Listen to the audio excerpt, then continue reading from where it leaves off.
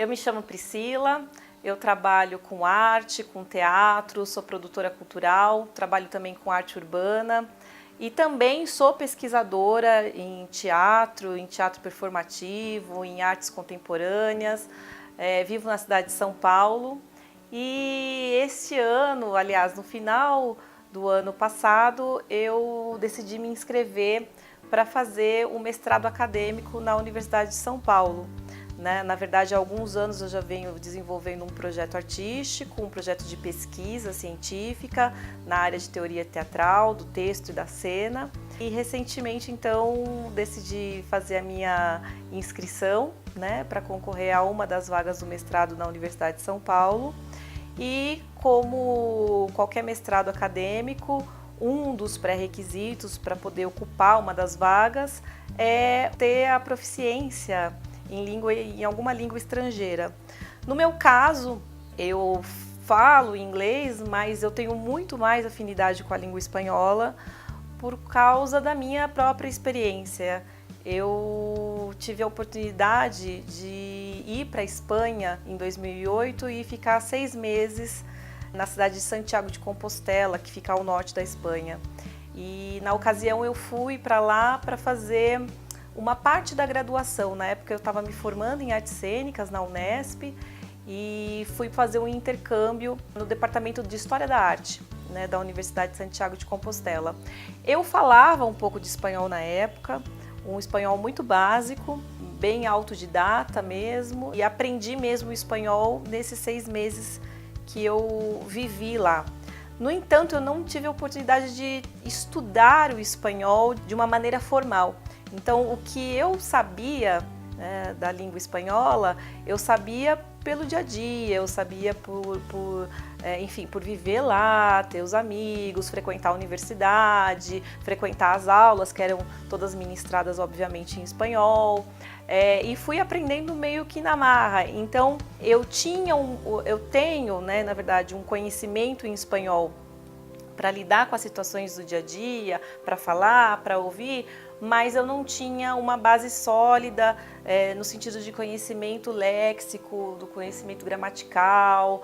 Então, quando eu decidi fazer a minha inscrição para o mestrado na Universidade de São Paulo, eu fiquei muito preocupada porque eu precisava correr atrás desse prejuízo em relação à proficiência, E uma das exigências do edital para ingressar no mestrado é a proficiência, Uma das possibilidades seria eu fazer a certificação para o espanhol, que no caso da Universidade de São Paulo solicita-se o nível DEL B2.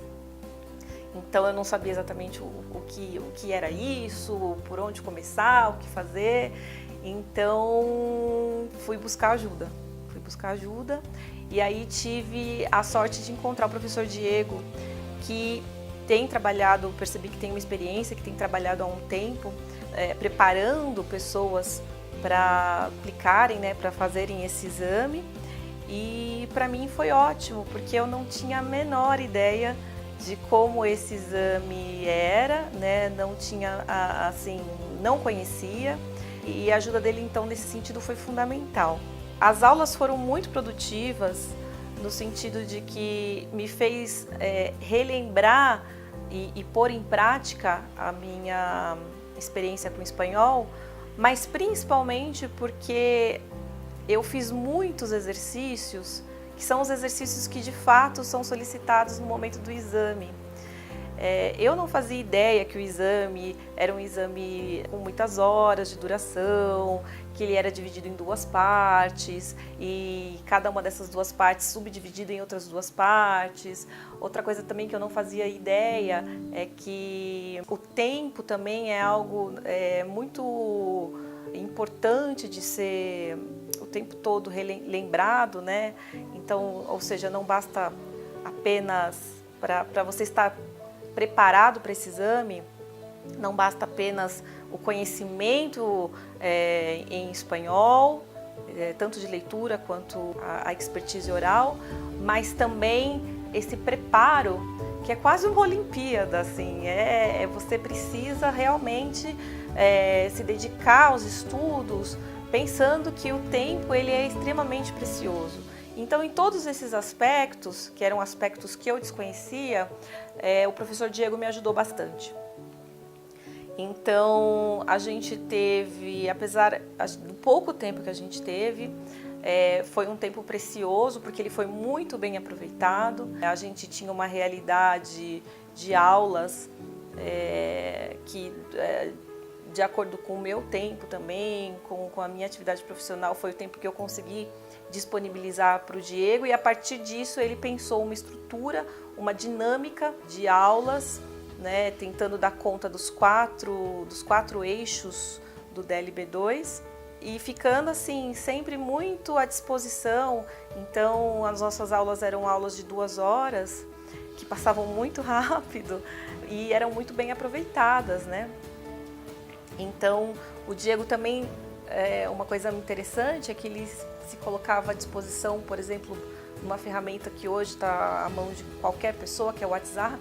Então, quando eu estava estudando sozinha, fazendo os exercícios, né, com o meu cronômetro do lado, e eu tinha alguma dúvida, né, normalmente de vocabulário, enfim, e ele estava ali sempre à disposição também para responder essas perguntas à distância.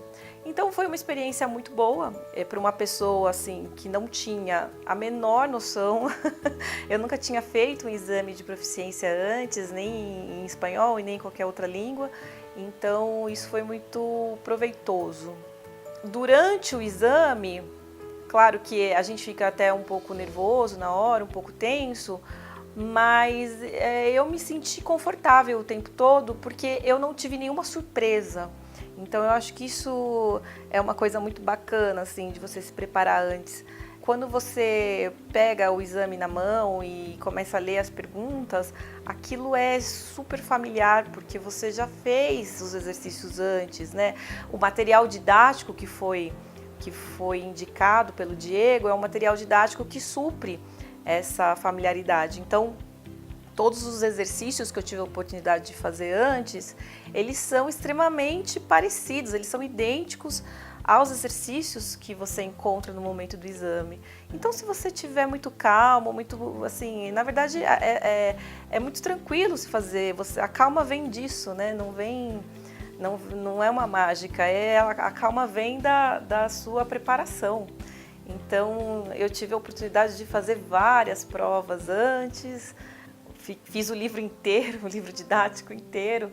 Esse era um compromisso que a gente tinha, né? Eu e o professor Diego, ele me cobrou isso várias vezes. Então, olha, Pri, você tem que terminar esse livro até o dia do exame. E foi o que eu fiz, né? Dentro de um cronograma. Então, eu peguei um calendário junto com ele, a gente estabeleceu as datas. E eu fui fazendo, então não foi um processo doloroso, não foi um processo árduo, foi muito tranquilo. Eu acho que em realidade eu tive um mês e meio no máximo, e foi um tempo que foi, claro, né, com a minha dedicação e a dedicação dele, a gente trabalhando em conjunto, foi o suficiente para que eu fizesse o exame com sucesso, fosse bem avaliada. E hoje estou apta no DLB2 com o meu certificado, e que eu já apresentei na Universidade de São Paulo, e hoje eu estou matriculada. Mês que vem já começam as aulas e mais uma etapa cumprida.